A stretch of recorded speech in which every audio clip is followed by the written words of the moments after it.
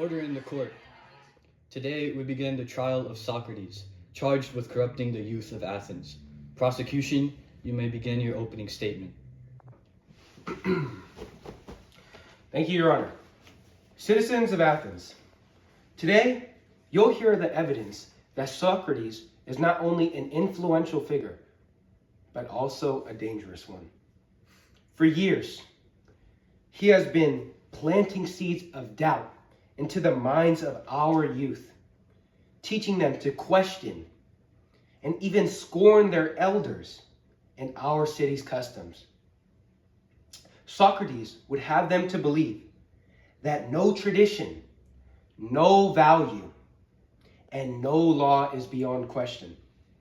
This defiance of authority destabilizes our city. Today, we ask that you protect the future of Athens by holding Socrates accountable for his actions. Thank you. Hey there. The prosecutor here embodies not just an Athenian voice of authority, but a force as stifling and omnipresent as Big Nurse from One Flew Over the Cuckoo's Nest. Big Nurse sees any spark of individuality or defiance as a threat to her meticulous design. Here too, Socrates' questioning of traditions and values strikes at the prosecutor's desire for uniformity, a tightly bound society free from disruptions. And as he calls for the accountability of Socrates, we see a reflection of the systematic way Nurse Ratchet manipulates her word, punishing anyone who refuses to yield. His words, like hers, suggest that security and stability come from silencing the dissenting voice.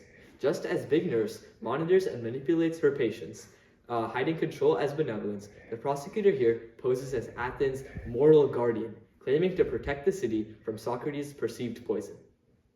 Thank you, prosecution. Defense, you may proceed with your opening statement.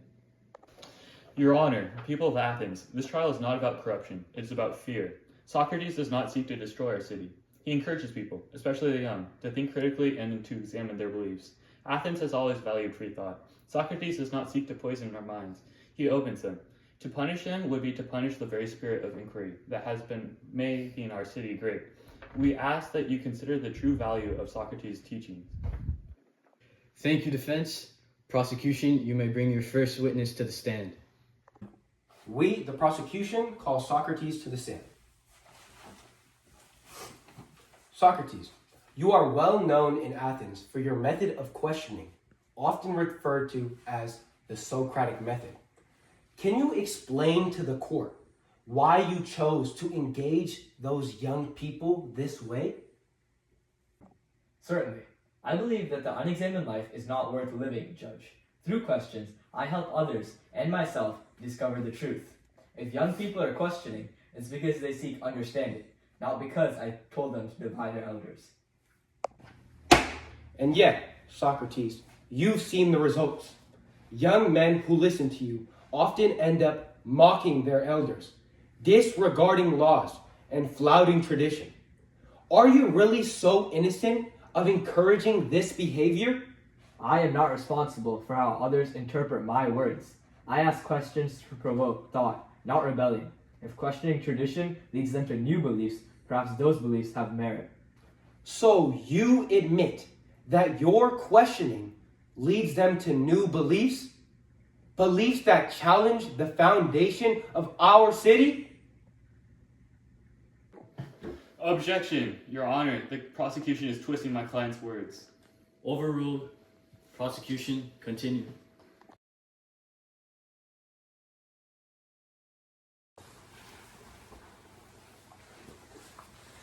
The Combine in One Flew Over the Cuckoo's Nest represents an all-encompassing system of control that enforces conformity, represses individuality, and keeps society functioning in a strictly regulated manner. This system, as Chief Rondom describes it, extends beyond the walls of the mental hospital, shaping society's expectations and marginalizing those who deviate from the norm. In the trial of Socrates, the Athenian judges act similarly as agents of societal control. They condemn Socrates because his ideas challenge conventional beliefs and encourage questioning. The Combine and the Athenian court both function to preserve an established order by suppressing individuals who disrupt societal harmony. In each case, those in power attempt to silence free thinkers or dissenters, reflecting on a tension between two forces, the individual freedom and the institutionalized authority. Socrates, you claim not to corrupt, yet these youths come away from you with a sense of superiority, thinking they know better than those who raised and taught them. Doesn't that sound like corruption to you? No, it sounds like growth. True wisdom begins when one realizes that they do not know everything. If they question the wisdom of those who raised them, it's because they seek real understanding, not complacency.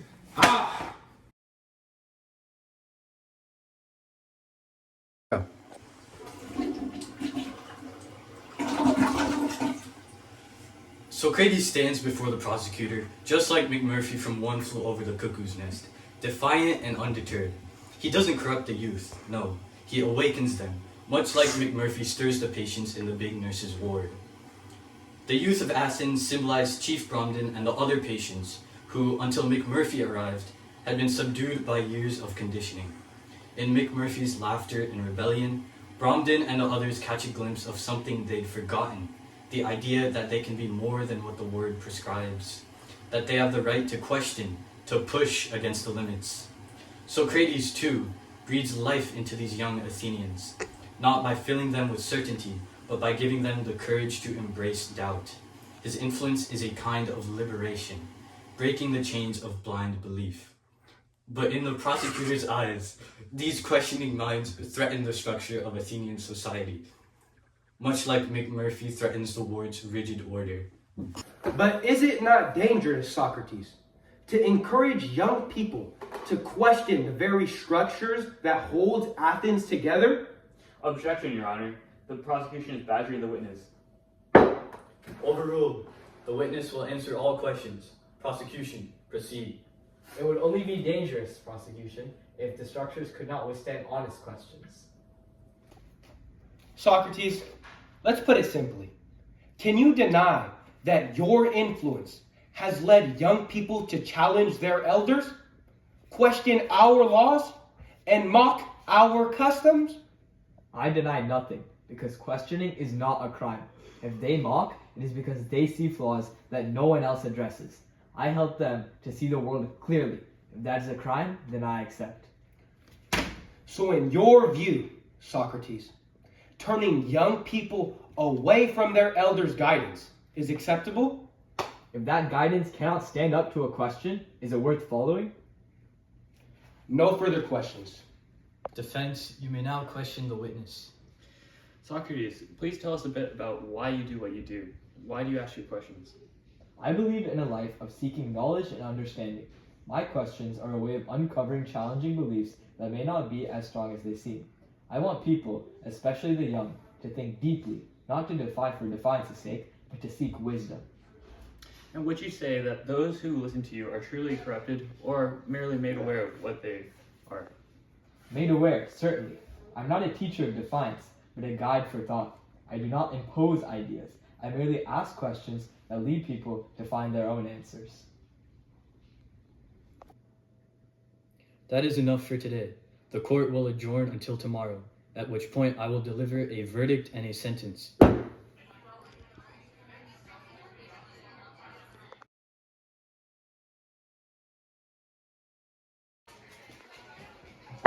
Order! The court has deliberated. Socrates, while we respect your intentions, the influence you've had on Athens' youth is undeniable. You have encouraged a generation to disregard our values, to doubt their families, and to question the very traditions that bind our city. Therefore, this court finds you guilty of corrupting the youth of Athens and thereby sentences you to death.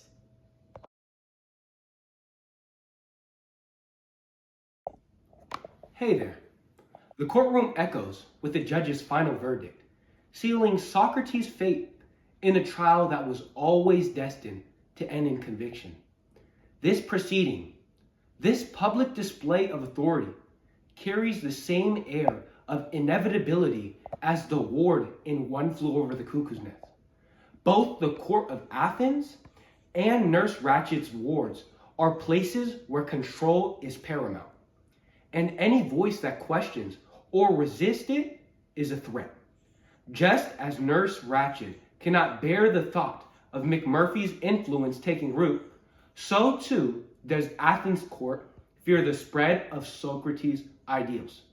In condemning him to death, Athens chooses to purge what it sees as infection rather than considering the possibility of transformation. This trial, like the ward, becomes a microcosm of oppressive control. An institution that clings to its rules with such desperation that it would rather destroy those who challenge it than entertain the idea that its traditions might need rethinking. And so, as Socrates receives his sentence, we see that he, like McMurphy, was never meant to survive. Your Honor, isn't there any alternative sentence? This seems harsh and unjust. The verdict stands. Socrates has already shown his contempt for tradition, and so we find no room for mercy here. Fine. If Athens would rather silence me than face its own questions, I accept this defeat. Very well, guards. Prepare the hemlock. Let this be my last question, then. Is it better to live in comfort or to live in truth? I think we all know my answer.